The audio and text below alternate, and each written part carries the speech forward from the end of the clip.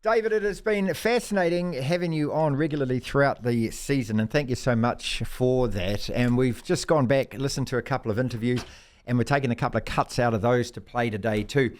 Just in terms of you, your attitude to the Warriors, what you've thought, what you've enjoyed, and now arriving where we have arrived. It's been a hell of a ride so far, mate.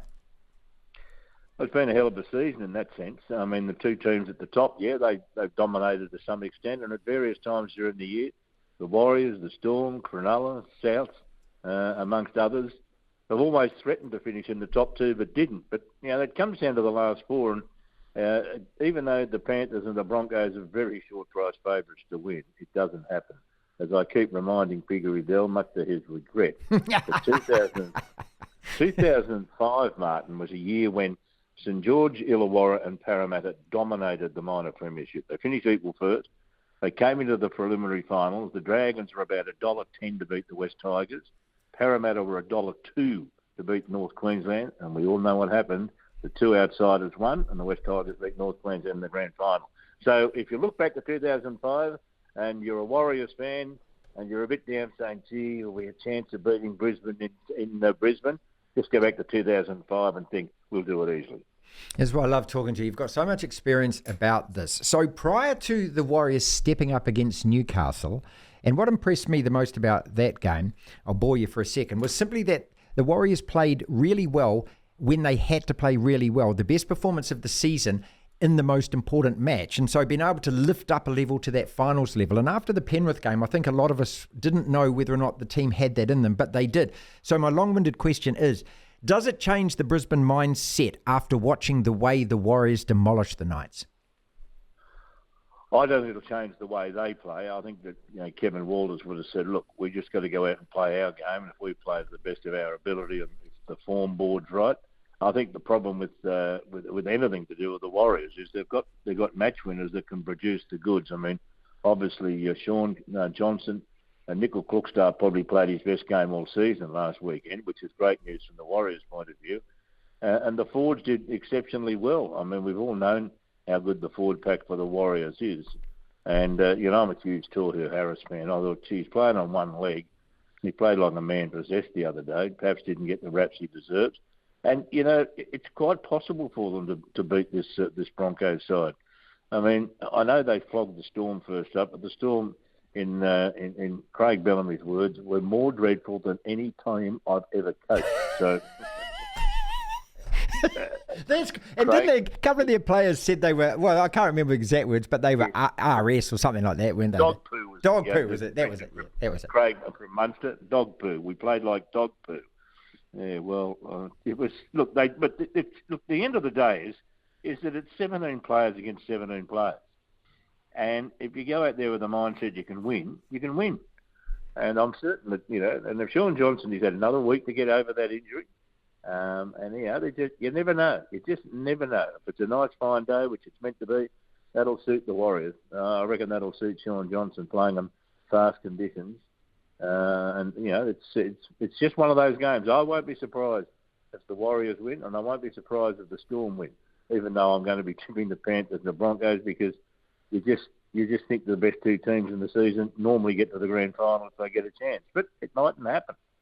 And I'd just like to see the Warriors. I mean, put it this way, the Warriors are going to have a lot of support at Suncorp. We all know that because, Martin, the people at the Sunshine Coast especially fell in love with them. I know the people on the Central Coast did the first year of COVID as well. And they've got a lot more support up there than a lot of people realise. And I think that, they won't be running out to Suncorp to silence. They'll be running out to Suncorp for some rather raucous cheers, which will give them will lift them anyway.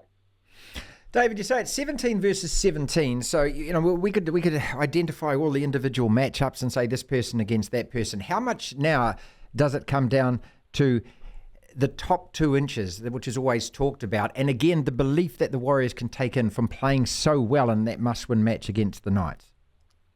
Yeah, all of that. I agree with you totally. I mean, look, the end of the day is the two halfbacks have been outstanding all season, Reynolds and Johnson. I think the two hookers, Billy Walters is probably the most improved hooker in the competition. Wade Egan's playing at the top of his game. He's been outstanding. The two fullbacks are outstanding. And it possibly comes down to how the 5'8" perform. There's Ramam in his second season, Tamari Martin, an old veteran really in terms of footy, and he played against the Broncos, so he knows a little bit about the Broncos system. And it's normally they're the players that look. Big games are normally won by forwards, and when you have a look at them, can you see who's going to win the forward battle? No, I really don't. Although I really think that the Warriors back row is better than the Broncos back row. Wow. But in saying that, yeah, there's a split inch in it, a split centimetre. Jackson Ford was outstanding last week. I mean, it's one mistake, one slip, one missed tackle. Let's hope it isn't a decision from Jared Sutton, the referee, that turns the game, like we saw one last week from Blinky Bill. But anyway, he's not there this week, thank God. I'm talking about Ashley Klein. See, these games are often won and lost on inches, centimetres. But the kicking game of Reynolds is going to be something they've got to come to grips with, and because he will kick to the corners. So the wingers are going to have to be spot on. I can't see him kicking. He will kick to the corners all day, put pressure on the wingers to bring the ball back. That's just the way they play it. But look, they've had games this year, Martin, the Broncos, where they have just looked downright awful, but so too are the Warriors. So it'll be interesting. First 20 minutes, if it's 0-0, the longer it goes that it's 0-0, the more the Warriors are going to say we've got a chance here. So it's certainly not going to lack for two teams that actually do believe, I believe, that they've both got a hell of a chance here. And the Broncos, that's on the basis of their whole season, plus, of course, whipping Melbourne like that.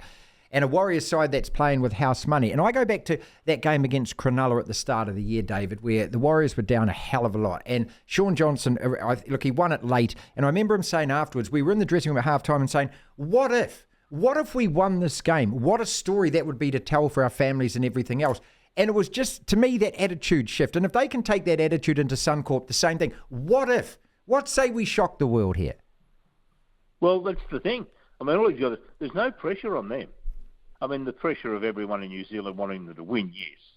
But the pressure's all on the Broncos. They're $1.10 to win the game or something like that. I mean, so the Broncos are expected to win and expected to win easily. They've got a passionate crowd. And the best way if the Warriors score first and take the crowd out of it for a while, that'll even give them more confidence. So, yeah, of course they're a chance. They're an enormous chance. Brilliant. And the style of football they play, and they're not afraid to play in Brisbane because so many of these blokes spent the last couple of years up there. I mean, it's not as if where they're playing is a foreign. I mean, the only thing the Warriors got against them, of course, they've had to go there, they come to Australia, go back to New Zealand, win in New Zealand, come back home, and whether the euphoria for last week got to them, I don't know. You know, if Andrew Webston's settled them down quickly after last week's performance, and there hasn't been too much backslapping at home, and aren't you special? They'll come here mentally prepared, and the Broncos, of course, are going around Brisbane, and all they're getting probably from the Courier Mail is you're the best, you'll win this easily, you'll go down and win the grand final easily, you don't have to worry about this. And, it doesn't happen that way. One more question on this, then we'll turn our attention to the other game. But I'm just so looking forward to, and I know that you will too, that first hit up where Whanua Blake goes looking for Payne Haas. Well, or Payne Haas goes looking for him. Yeah. It's an interesting one. But, you forget about that's all well and good, but Flegler and Barnett have had great roles to play and where their sides are as well. I think Mitch Barnett had a ball last week playing as Newcastle. He loved it. Yeah. And but I just look at the things and say, what difference between Payne Haas? There's no risk that Payne Haas and Adam Whanua Blake are the best two props in the game. And they're playing against each other. And you can have Fisher Harris is there, so the Kiwis have got to put in a number of holes at the moment. But I just think these two on form this year, and each and every week they they do their best, and it's going to be an interesting matchup.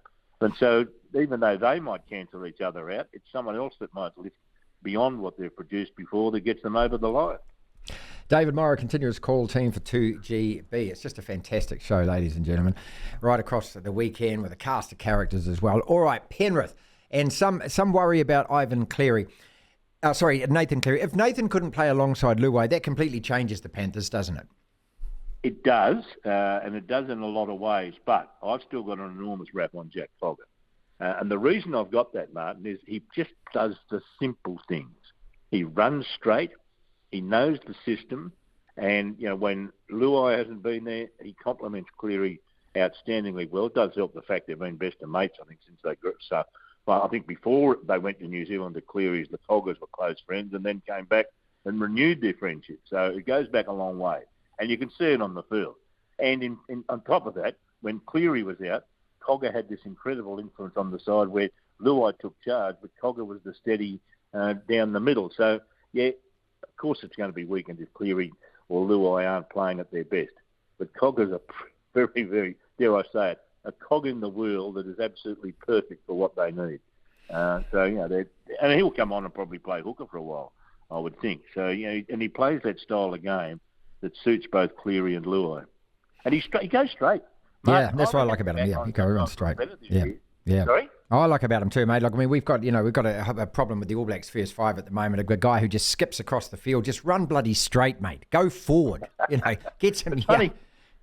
It's funny, Martin, watching a lot of footy this year, and we're sitting there, and you think, for heaven's sake, there's a hole in front of you. Yeah. Run towards it. We used to say, I remember when I was working with Warren Ryan, which I did for many years, the great coach, possibly the greatest coach the game's ever had, certainly the greatest mine.